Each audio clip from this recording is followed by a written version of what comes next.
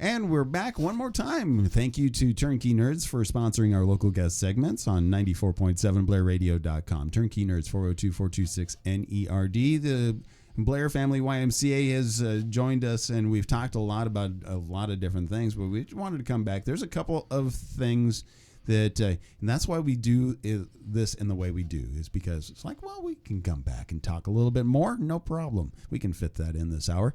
So one of the things you guys are talking about is something that could make the YMCA friendlier for those who work different hours.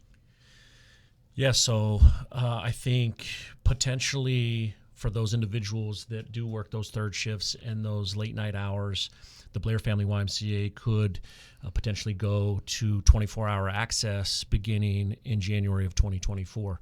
We are currently looking into the potential and the possibility of the facility going 24 hours. We want to be available. I think the goal is to be available to the majority of our members and guests, and to promote the availability of the facility. We are a safe, organized facility during the day, and I think certainly we would be that exact identity at night during the 24-hour access. So that's the thought process right now, that potentially January of 2024, the Blair Family YMCA would be 24-hour access. So right now you're kind of seeking input from the community around us. I think it's twofold. We're seeking input from the community. We're also seeking some cost analysis points in regards to what this looks like. Quite frankly, the facility here in Blair is set up for 24-hour access with minor modifications to the building.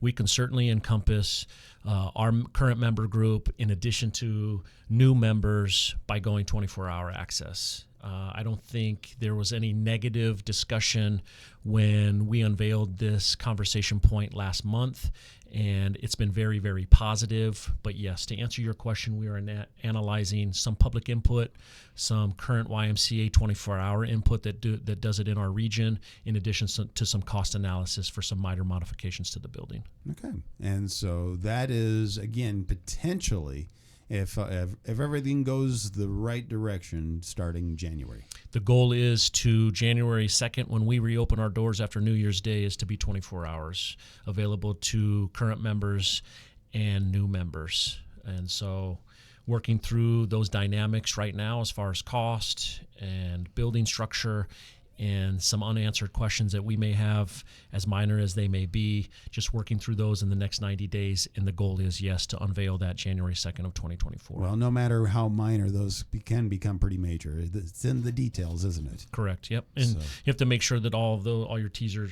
crossed and I's are dotted for sure with something like this, to make sure that we are completely prepared from A to Z to do so coming this January 2024. All right. And anything else that you guys wanted to make sure people talked about? I just wanted to reiterate that the Trunk or Treat Pancakes with Santa and It's a Girl Thing are all free to everyone in the county, in Washington County, members and non-members. And thank you, Cox, for sponsoring Trunk or Treat and Pancakes with Santa.